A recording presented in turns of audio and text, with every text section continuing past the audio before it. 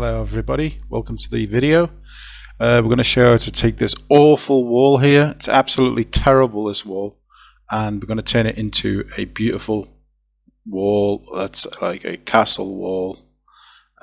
This thing looks incredible. We'll show you it here from a few different angles and you'll see just what a massive improvement it was from the original that we've just showed you. Here we go. This is actually the end, but we will show you how to do this. We'll even show you how to put in features such as this medieval cross that was carved into the wall as well. We'll show you how to do that as well. But the first things first, all the loose parts of the old wall need to go. Anything that's loose just needs to be taken away completely. We took a lot of material from this wall here. There was a lot of old crumbling cement that just needed to go. So the guys are working on that, getting rid of that. Anything that's loose just gets taken away, and that is before the scratch coat goes on, because we need an initial scratch coat before we do the rest of the process.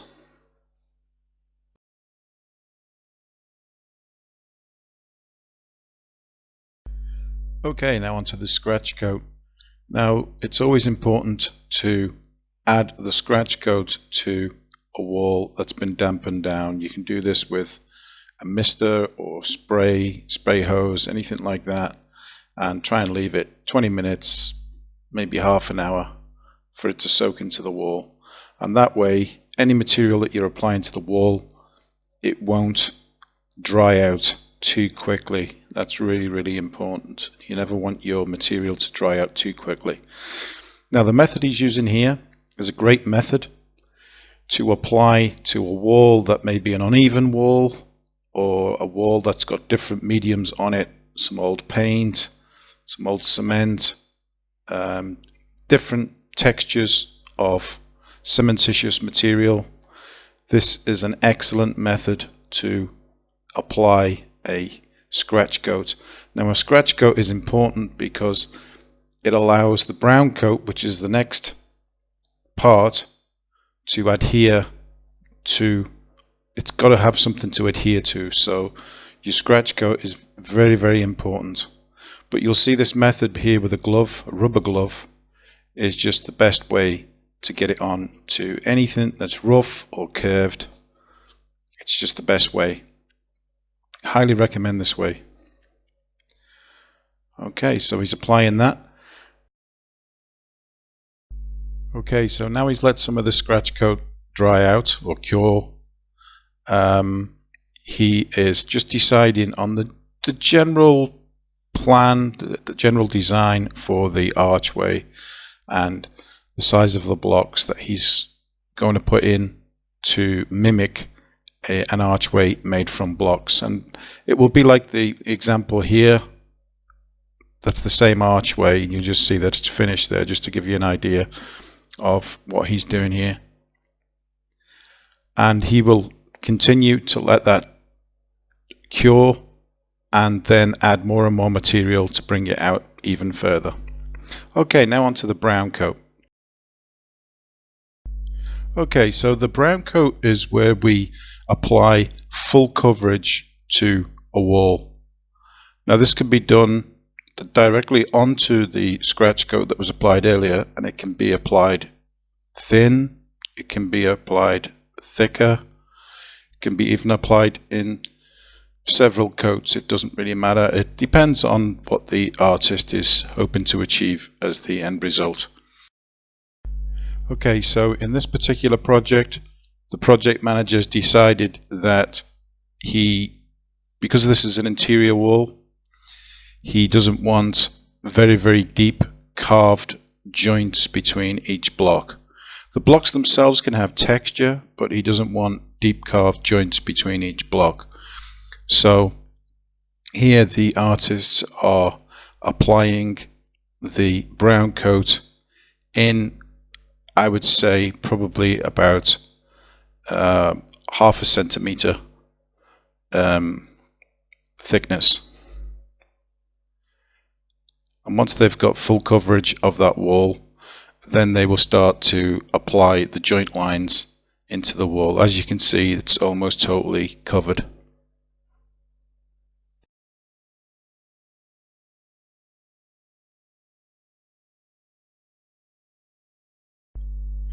Right, so here you can see the brown coat is totally on, and now the artists are deciding on the grout lines, basically the joints between the blocks. They're deciding on the block design, what kind of size they're going to go for. They're testing different lines. It's easy to rub these out and mark again if they do something wrong, but it's just to give themselves a general idea of the size of the blocks and the general design.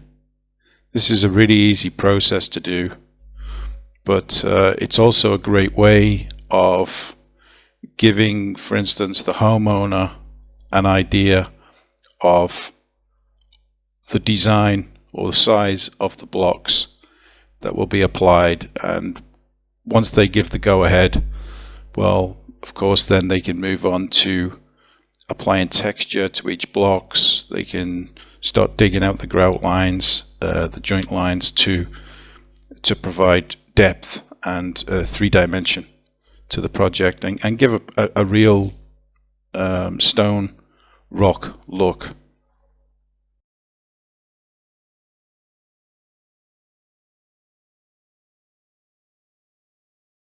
Okay, so now what we do is we have the Carve Coat, which is where we apply extra material to the wall, which allows for, once the joint lines are carved out, then there's that extra material that's there for the artist to carve into, to give a more believable rock effect.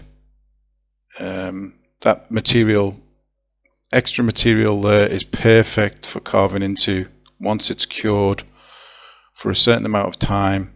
Before it's fully cured, he can then dig into it with certain tools, trowels, knives, spoons, all these kind of things, to give a rock effect. But once that texture is on, then the artist will move on to opening up some grout lines, joint lines, basically carving them in. Now, as I said before, this is an interior wall, so they've decided to not make the joints between the faux blocks very, very deep. They're probably only about, I would say, half a centimeter, something like that deep. But because this material is not fully cured, you can see it's easy to carve into. Very, very easy. He's just using the backside of a wire brush to carve into that material because it's just not fully cured, so it's just simple. And they'll continue to do that with the joint lines, digging in.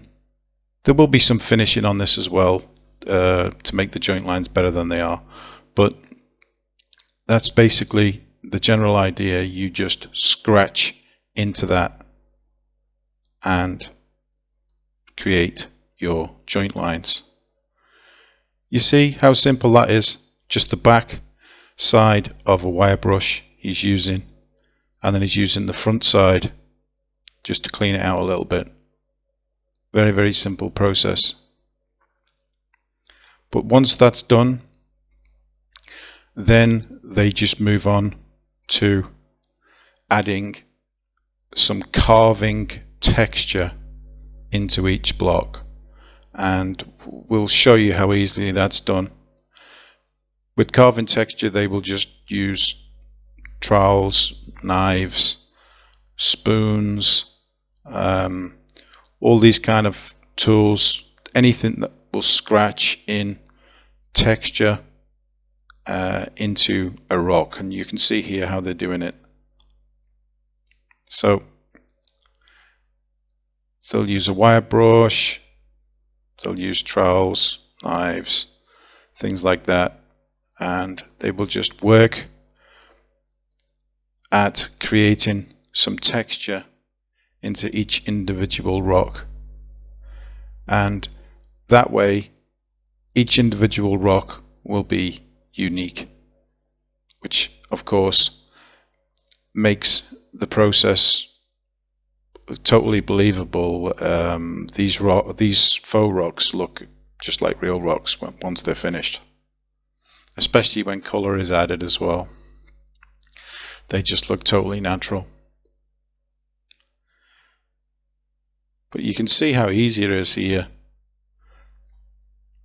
Of course, this is always done before the material has fully cured, because if it was cured, you would need a hammer and chisel to carve into this stuff. But because they're using lime and not cement, this is a much easier process. Gives them a lot more time to work and get creative with each individual block. Once that texture's in, some more carving will happen on the joint lines to clean them up. The whole wall will be gone over with a normal brush, wire brush, vacuum cleaners to get rid of any dust.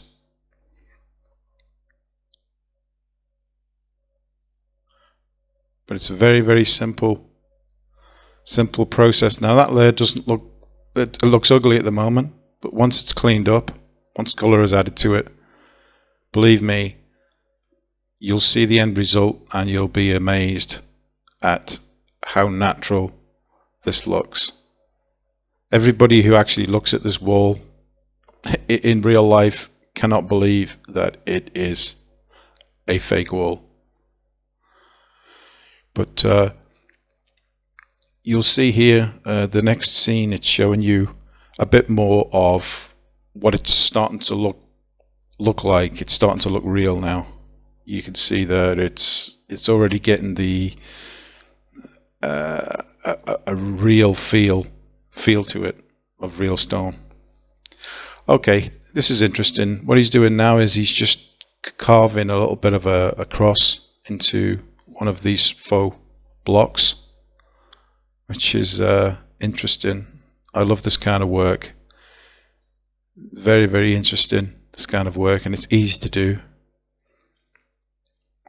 This is actually this guy's speciality. He likes to carve crosses into the wall he's working on, and it gives it a very, very old look, medieval look. So you can see it there. He actually damages the cross on purpose so it gives it an aged look. If something is got too sharp edges, it's gonna look fake. But as you can see, the wall is progressing now. It's getting a really nice look to it. It looks natural, very, very natural. Here we go. This shows you the wall with color added to it. The artists have already added some color, and you can see how natural it's starting to look. It won't be quite as bright as this after a few weeks, which is good because it'll look more natural. See the cross he was working on there as he's finished that cross. Oh, here we go. This is the archway, the flat archway that we saw earlier in the video. He's just adding some extra material to the archway.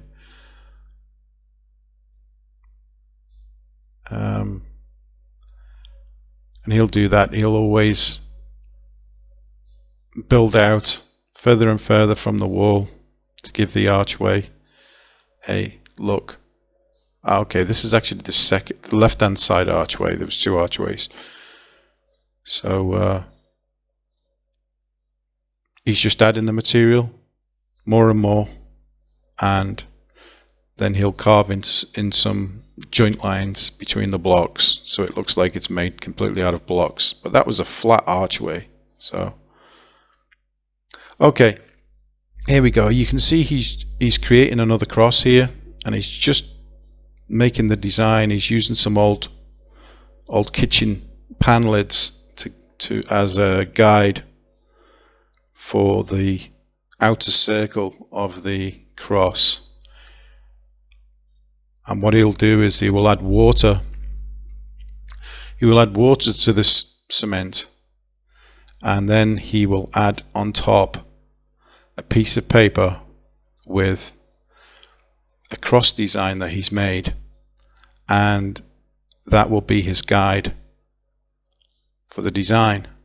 So he'll then be able to start to cut around that design. Easy enough done. Just cuts around. Basically, it's to give him a general idea of what the design is going to be, and just to make sure things line up. So doing it like this system with the paper is a really, really good system, rather than marking it out with a ruler and hoping you're going to get it right and then finding out it's not right. So this is a really, really good way of doing it. So once that's been scratched totally around, he's then able to just pull away the paper, and there he is. He's got his guidelines now. So he'll start to dig into the back of the cross, and that will start to make the cross emboss, start to pop out of the wall. And he will just, this is on the first day, we'll usually just do some of the work in the background of the cross, dig it away, and then the next day he'll come back and dig the rest out, because it'll be easy to work with, because the material that's on the wall, it will be easier to carve if it's cured a little bit more. So this is almost coming up to the next day now, and you'll see, you can see there it's a bit drier, the material's a bit drier, so it allows him to dig away more without the possibility of any kind of failure of the material. Plus he can be a bit more aggressive with his carving, because the material is has cured a little bit more, so he can be a bit more aggressive. But you see how simple this process is, from what was just a flat piece of cementitious material. Now he's carving in this very, very old cross, and you'll be able to see this cross. We'll show you again at the end, and this cross looks absolutely amazing when it's finished. Especially the way at the end he damages it purposely to give it age. And a lot of people don't do that when they do this kind of carving. They don't put age onto the item as well. Whereas as this guy is a pro, and he'll always add age to the design afterwards and make it look totally real. So here he is. He's just digging a little bit more there into the back.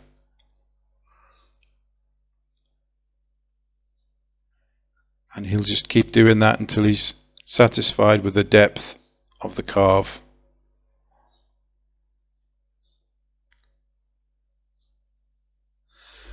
Once he's satisfied with the depth of the carve, he starts to add extra features like this interior cross onto the main cross, which really gives this cross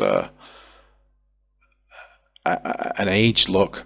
It really sets the cross off. So now the outer circle, he's making the outer circle pop by cutting it into the outer part of the circle.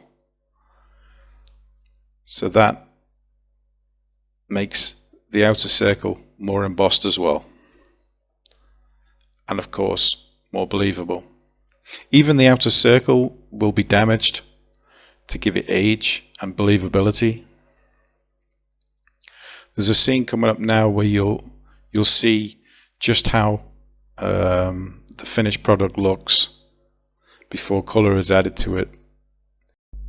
Okay, so here we go. We've got the cross now has been carved completely.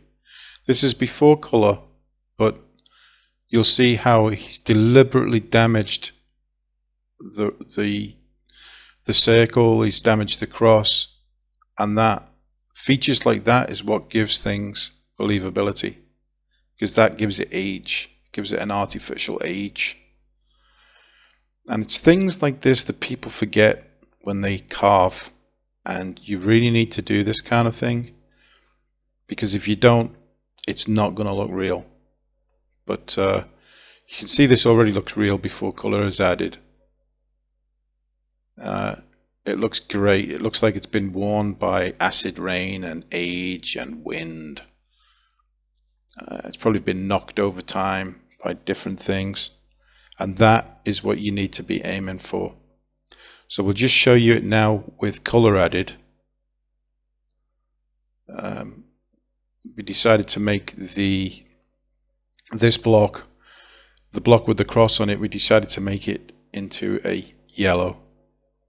It's like a sandstone yellow to make it pop more from the wall. And you can see it goes really, really well. So now we'll leave you with some scenes of this wall completed. We've got several scenes here of this wall completed, and you can enjoy seeing the difference from that old, horrible white wall, and look at it now. Isn't that beautiful, guys? So we've got lots more videos in the pipeline planned for you guys, a lot more detailed videos. So please subscribe. We really appreciate your support, guys. So please do subscribe just to let us know that you want us to make more videos, because we really do love making these kind of projects. So just let us know that it's worthwhile us filming them for you. Okay? Enjoy the video, guys, the rest of the video, and take care. God bless.